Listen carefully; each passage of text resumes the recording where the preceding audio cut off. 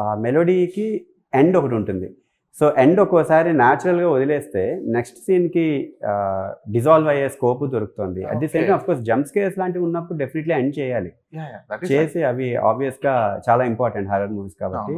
ఇందులో చాలా మంచి జంప్ స్కేర్స్ చాలా బాగా ఎంజాయ్ చేశారు ఆడియన్స్ కూడా. సో వాటికి డెఫినెట్లీ కట్ చేయాలి, సస్టెన్స్ ఉండకుండా. బట్ జనరల్గా నేను ఇందులో ట్రై చేసింది కూడా జనరల్గా సైలెన్స్ అనేది చాలా పెద్ద ఎలిమెంట్ ఎప్పుడు హారర్కి. ఎందుకంటే silence is one of the silence అనే దానిలో మన టోన్ లేదనుకుంటాం, బట్ ఆ hum is one of the tones definitely ఆ హర్రర్ ఎలిమెంట్కి ట్రిగర్ చేయడానికి.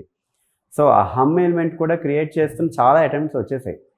సో ఆ హమ్ ఎలిమెంట్ ఎప్పుడు చేయాలో అప్పుడు చేసి అప్పటి నుంచి అంటే ఇప్పుడు మనం రీజియన్ బట్టి ఈ కాలంలో ఎలా ఉంది అంటే ఇప్పుడు వేరియస్ జానర్స్ వచ్చేసాయి, వేరియస్ ఎక్స్పోజర్ చాలా పెరిగిపోయింది, ఇంటర్నేషనల్ మ్యూజిక్ వరల్డ్ మ్యూజిక్ అంతా వినడం కూడా.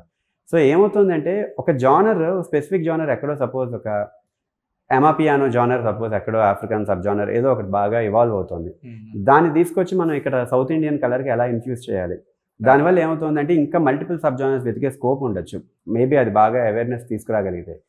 సో ఆ ఫ్యూజనైజ్డ్ కైండ్ ఆఫ్ సబ్ జానర్స్ ఎప్పుడు పుడతాయంటే ఒక పర్టికులర్ రీజియన్లో ఏమైనా ఒక బాగా పాపులర్ జానర్ ఏమైనా గ్రో అవుతుంది అంటే అది ఎమర్జింగ్ అవుతుంది వరల్డ్లో ఫ్యూచర్ ఆరాకి.